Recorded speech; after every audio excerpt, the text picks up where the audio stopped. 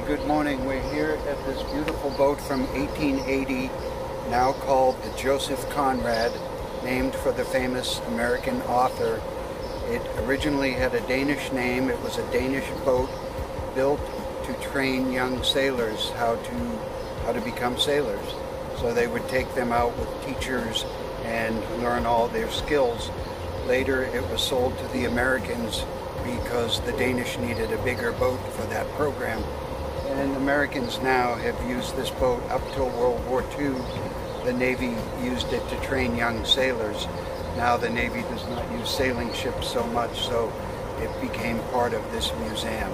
And it still is a working boat, and they still go out and train young sailors on it.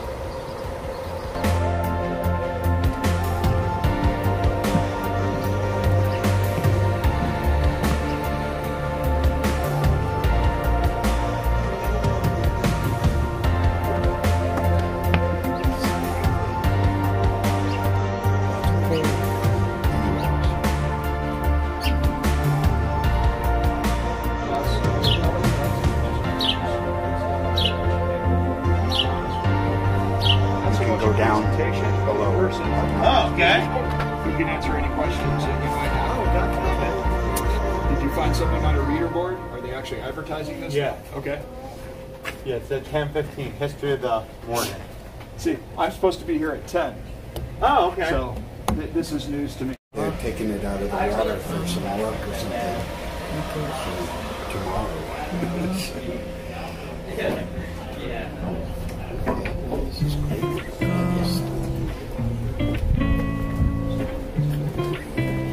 You could sit here all day.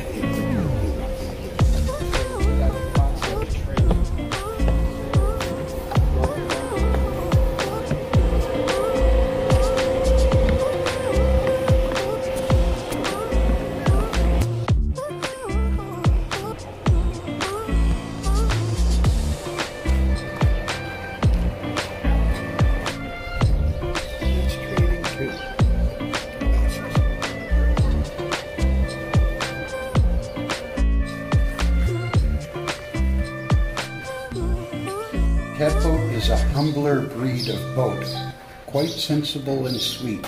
The mast is forward, the sail swoops aft. It's the most practical boat in the fleet.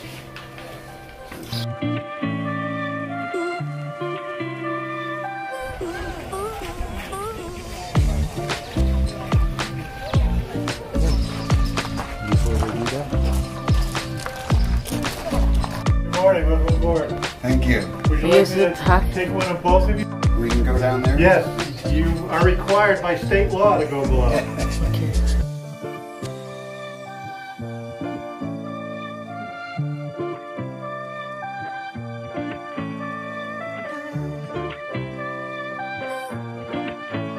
Relaxing. The captain's gun. The wife's hat. Maybe a game for the child. Looks like a game.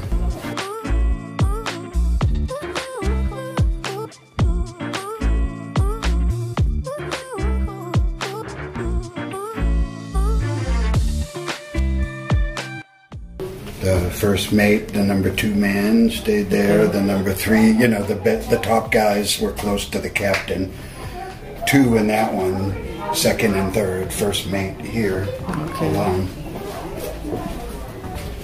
And they always have a writing table because they have a lot of writing to do.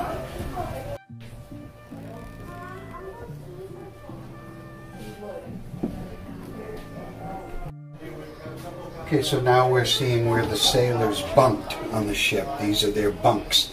And they pull these shut when they want to get a little time to sleep. And hopefully they're comfortable. Maybe this is the rooms for the carpenter who fixed the wood, the cook, very important, the steward who helped him, and the cooper who made the barrels. So they had maybe a little better than some of the other guys. And here were the inspection of the boat. That one I can see 1914. The boat was still in use in 1914. The Charles Morgan. It was in New Bedford, Massachusetts then, now in Mystic, Connecticut.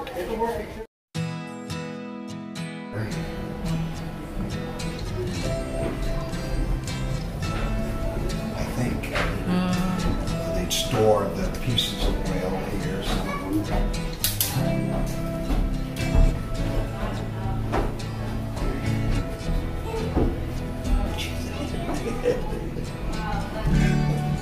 Things from the whale, the blubber maybe, I don't know.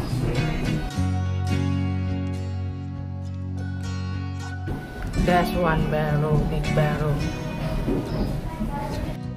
And here are some more bunks. These probably look like the least comfortable. So these were the least important sailors. And you can see they're not very long. People weren't so tall back then. So if you were tall, you might be a little uncomfortable. Lantern, the drinking cups, all original and very old.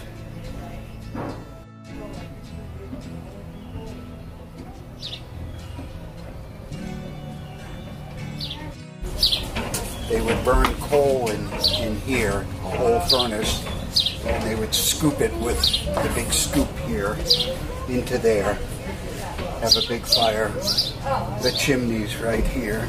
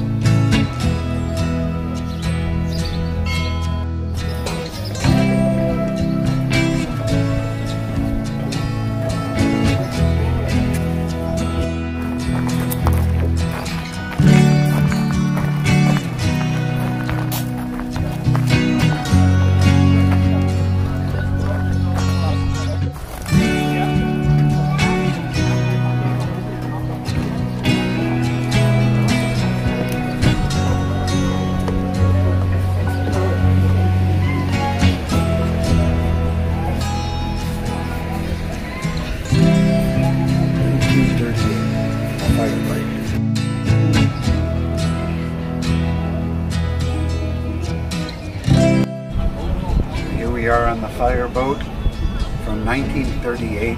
They fight fires on ships or from the water to the land. Here's the big fire. Not a cannon, it's a water.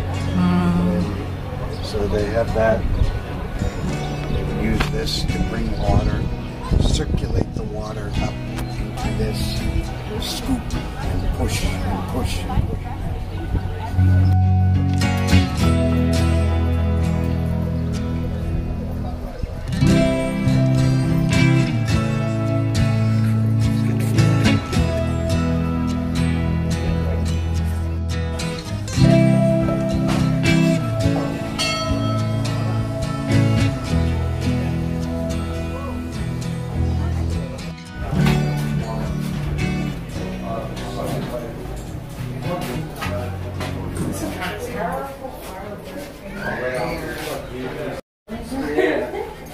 Regular basis, all the water monitors still work. As you can see, the wheel, that's basically a ship's wheel, as you would see on any other cruise ship, etc.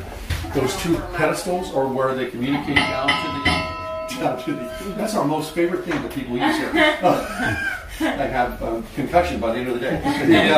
The two pedestals communicate down to the pilot house or to the engine room. My connection here is my father was a captain on this fireboat, a New York City fireman, as well as the pilot. So he was actually the navigator as well. So I have family photos, and it was so funny. The black film that's right behind this gentleman right here on this pedestal. And the big one up front, I would not trust the handrails. And then the big one up front, and its maximum configuration, and if it's the only pump being fed, was once able to head out to 400 yards. So that's, roughly speaking, nailing the drawbridge from here. If we were to... So you'll notice quite a lot of industrial age machinery to start to augment what had always been a hand trade before. So not often are we doing a whole lot of drilling and drifting and right on the anvils themselves, but now we have post drills and drill presses to do that too, as well as a trip hammer here that by the end of its time in this shop also would have been electrified too to help deal with some of the heavy production that a shop like this would be producing. And then of course all of your hand forging equipment here too. I'm impressed with the bellows. it's a beast for sure. Perhaps what gives the most in the shop, or what I should say needs the most replacing, is the leather of the bellows, as the shop remains quite dry. So when that time comes upon us, every few years or so, we'll pull out Driggs's model of his bellows from our collections department, and we'll use that to refabricate and repair the bellows themselves. So certainly even by the 1880s, when a shop like this is running, just down beneath and behind here, we have a little crank forge blower too, that many shipsmiths are even taking right on board whaling ships and going out to sea with them, so that they can repair, replace, do small bits and pieces here and there for whale ships right while they're on the ocean. A day like this would be fairly ideal, as long as it stays rather dry out there. With no air moving around, the shipsmith could set up right on the top deck of the ship on a day like this and straighten out harpoons from the last whaling run. So now that that's got a nice draw going up, let's get some air moving in here. Well.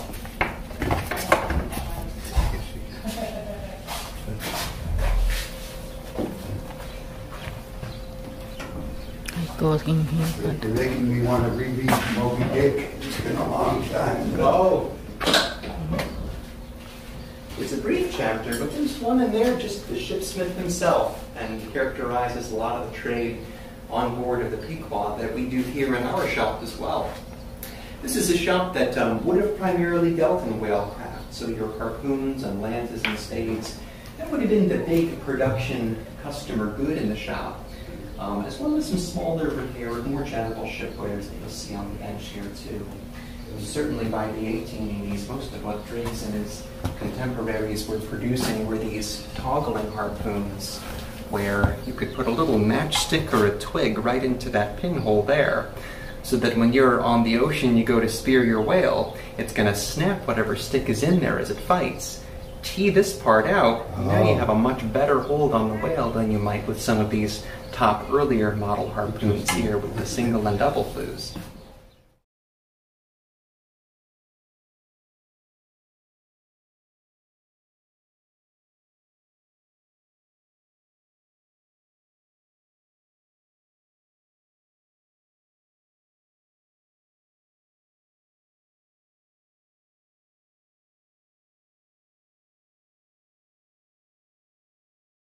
Figure out where they were going and how quickly they were getting there. Quite often these shops would actually be split in two. So this shop is part clock shop, so all this stuff, and then all the nautical instruments, which are in the case and then on the walls. But in really busy seaports, kind of like Mystic, they would combine them just because it's more efficient.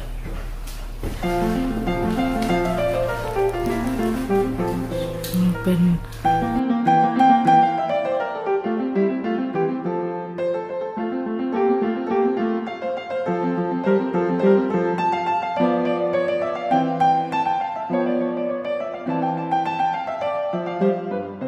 So these on the wall, these are sextants, Yep. and actually the modern day one.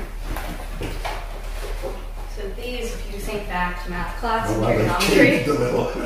just a little, but same general idea. Yeah. These trigonometry to figure out a point that's far away, so it could be like a lighthouse, could be the stars, and that will tell you your general latitude.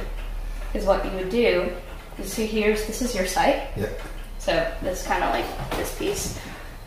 Let's say I'm looking at a lighthouse. Yep. I point the sight at the lighthouse, and I move this along this altitude track.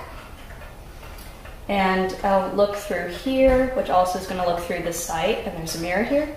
And whatever number I see in the mirror is telling me the altitude of that object. So, like up the lighthouse. Is that when it lines up? Is there like a point you line it up? Yeah, so let's say like maybe it's 70 degrees or 80, and then I do all sorts of funky math to figure it out. Yeah. Fascinating. Yeah, a lot of people think hundreds they became factory made, so everyone could have them. Yeah. Oh, very interesting. Yeah. 7? I gotta get better glasses.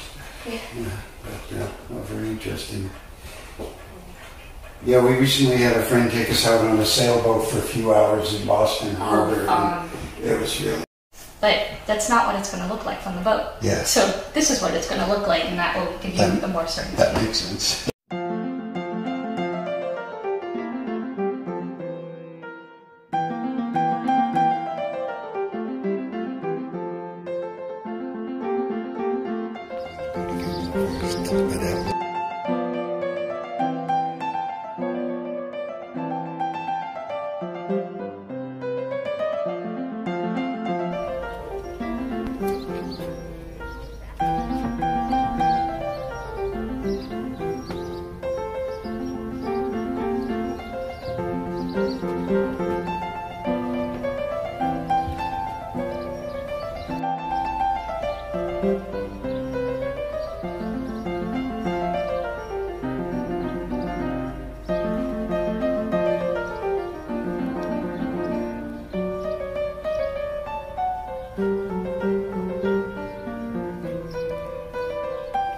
So, tiny bits of change. It could take longer to make it print correctly than it did to actually set the typeface to get it satisfactory as far as its printing. And I was telling people that we have a major issue in terms of training in Mystic Seaport because we have most of our information over a wire. So we can get news long distance very quickly.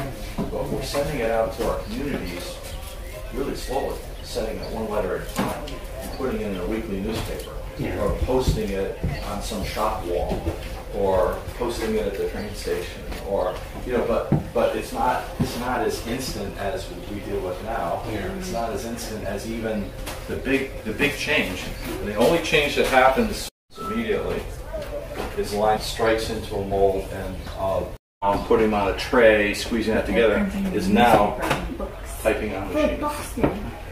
And the first thing was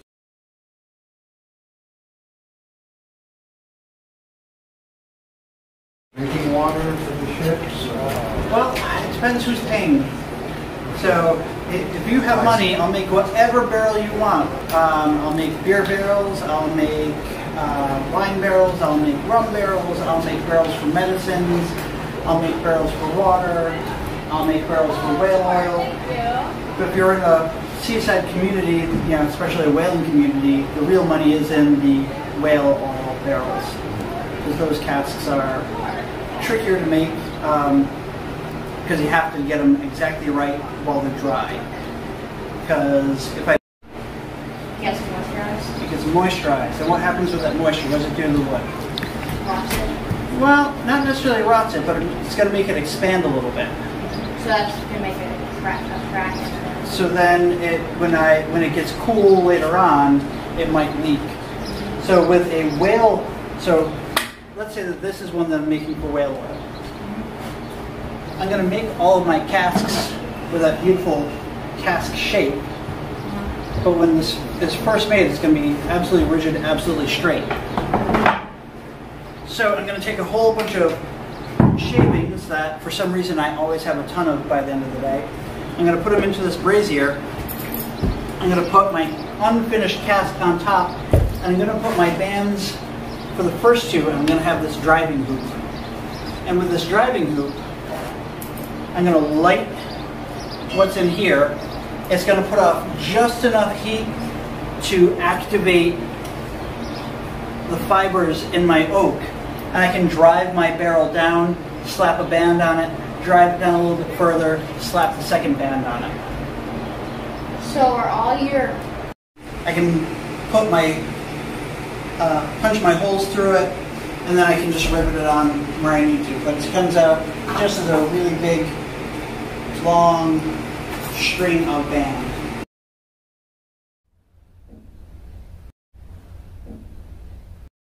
Here we are in the meeting house. This is where the whole town would gather to discuss things that affected everybody. Business, politics, safety, all kinds of things. There's also a balcony up there where more people could sit. But you can see there's room for maybe 200 people or so here. And it has a loud echo. You can hear my voice really well. And it carries, so they could have a good discussion. Maybe different people would get up here and speak, and And this is the original building.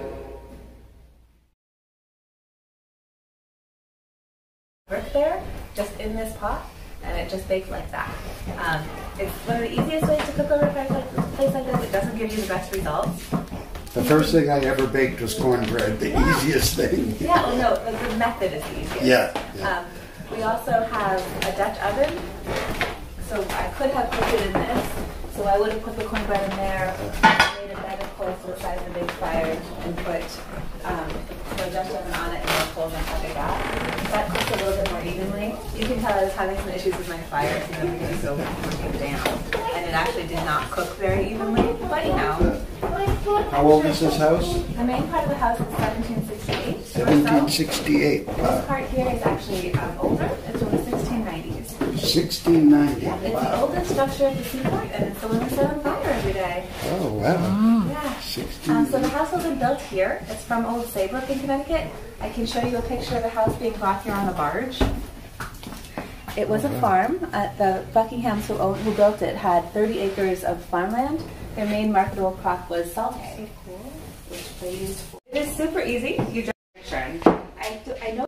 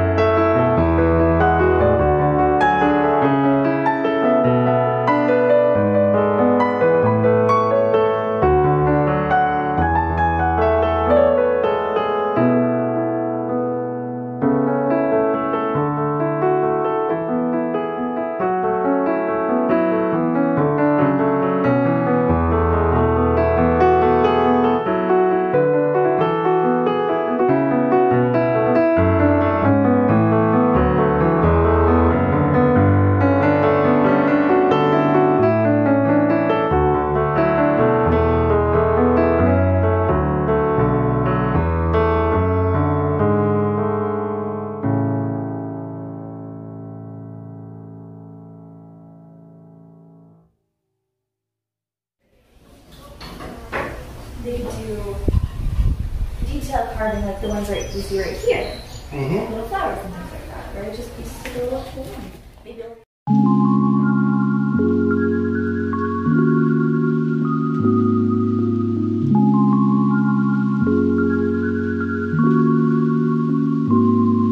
So this is the sailors' reading room, and what that meant is when the sailors came back from sea, they had a hard life, and the people here, the Friends Society, would encourage them to read books, read the Bible, read positive things, and do things to try to improve their life. so they don't go the other way and become drunks or something like that. These people try to help them.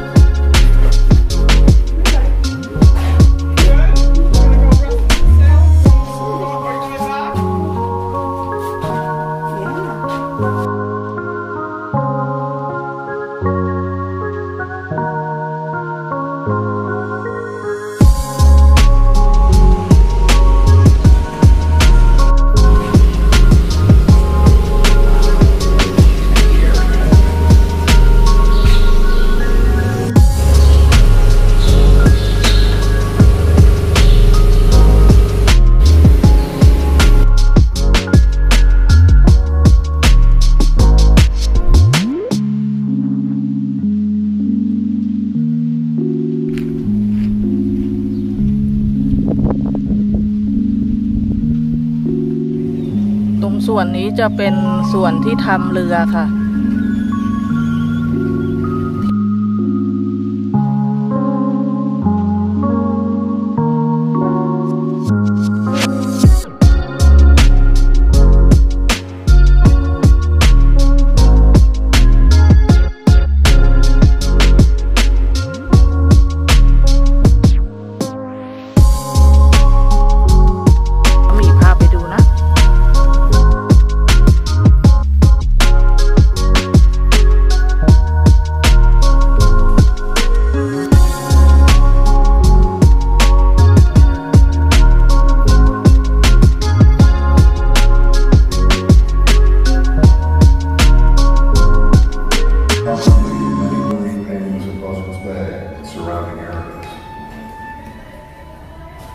The coastline of South Park can be seen in the background, including Mount Hill, Salters Point, and the Shop Point with its bluff cliff.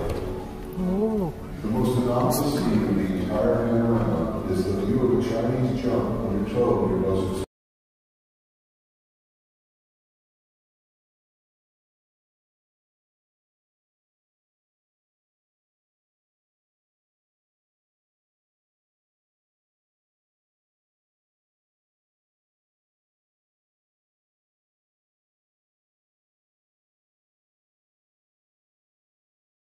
Yesterday, this was a giant machine. Yeah. And this was in the giant machine. 1,200 feet of turning, like they're showing there. Any time of year, but particularly in the autumn and winter months.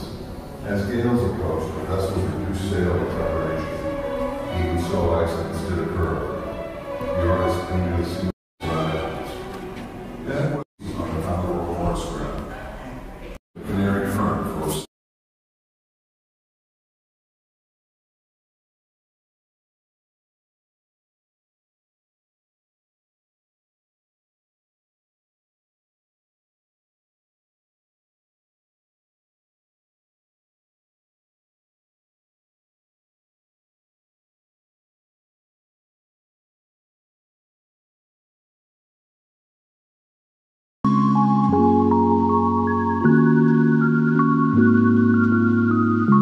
That's too many syllables for you. I also go my first name, Joey.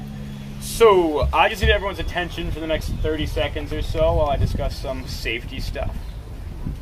To any of my young friends aboard, if you're having difficulties kind of staying seated for the whole trip, you know, I get it. I'm also like that.